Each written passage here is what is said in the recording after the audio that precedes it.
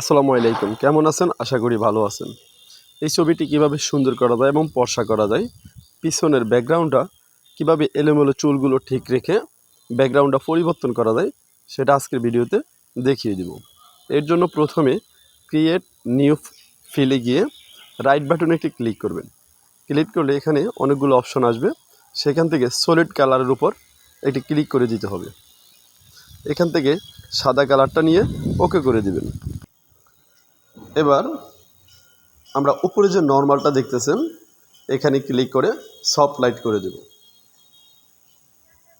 এখান থেকে ফিলটা আমি একটু কমিয়ে দেব হালকা, যতটুকু করলে ছবিটা সুন্দর দেখা যাবে। দেখেন এবার ছবিটা অনেকটা সুন্দর হয়ে গেছে। কন্ট্রোল ই বাটন প্রেস করে দুটি লেয়ার এক করে নিব। এবার ছবিটা অনেকটা আগের চাইতে অনেকটা সুন্দর হয়ে গেছে।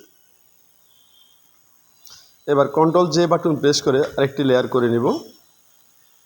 কন্ট্রোল আই বাটন প্রেস করে ছবিটাকে একটু মার্ক করে নেব। এখান থেকে আমি বিবিট লাইট করে দেব। এবার চলে যাব ফিল্টার, একবারে নিচে গেলে আদার থেকে আমি হাই পাস করে দেব।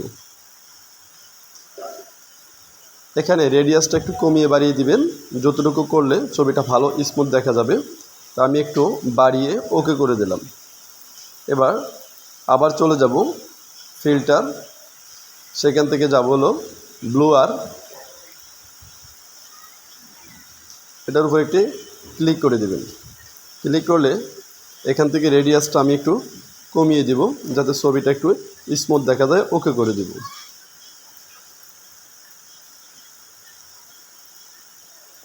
এবার অ্যাড লেয়ার মাস্ক করে নিব। কন্ট্রোল আই বাটন প্রেস করব। এবার যে মুখের বাম পাশে যে দাগগুলো রয়েছে এই দাগগুলো আমি রিমুভ করব। এর জন্য বাম পাশে যে কালার আছে উপরের কালারটা কালো রাখবেন, নিচের কালারটা সাদা করে দিবেন। তাহলে দেখবেন মুখের দাগগুলো রিমুভ করা যাবে। এখানে ইরেজার টুলসে ব্যবহার করবেন, একটু ঘষে ছবিটাকে একটু স্মুথ করে দিবেন এবং কালচে দাগগুলো উঠিয়ে দিবেন। ধীরে ধীরে এভাবে ঘষে সুন্দর করে নেবেন ছবিটা।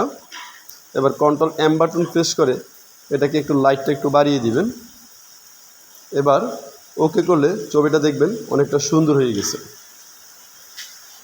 এবার আমি ছবিটার পিছনের যে ব্যাকগ্রাউন্ডটা রয়েছে ওইটাকে রিমুভ করব।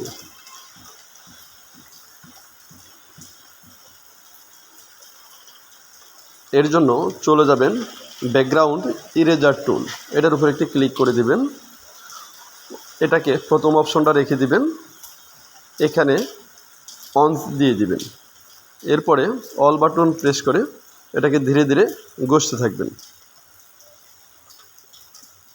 এবার আমি ছবির যে দুই পাশের যে দুই অংশটি আমি ব্যাকগ্রাউন্ড পরিবর্তন করব সেটুকু আমি ঘষে মার্ক করে নিলাম।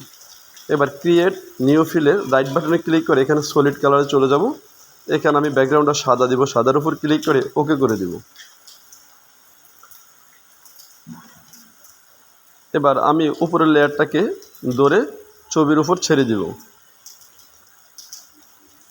এবার দেখেন চুলগুলো ঠিকই এলোমেলো রয়ে গেছে এবং পিছনের ব্যাকগ্রাউন্ডটা সাদা হয়ে গেছে। যদি আমি ব্যাকগ্রাউন্ডটা অন্য কালার দিতে চাই একটু, আমি এখান থেকে এই কালারটা দিয়ে দিলাম। এবার ওকে করে দিলাম। দেখেন ছবিটার পিছনের ব্যাকগ্রাউন্ডটা অনেক সুন্দর হয়ে গেছে। ধন্যবাদ সবাই, ভালো থাকবেন।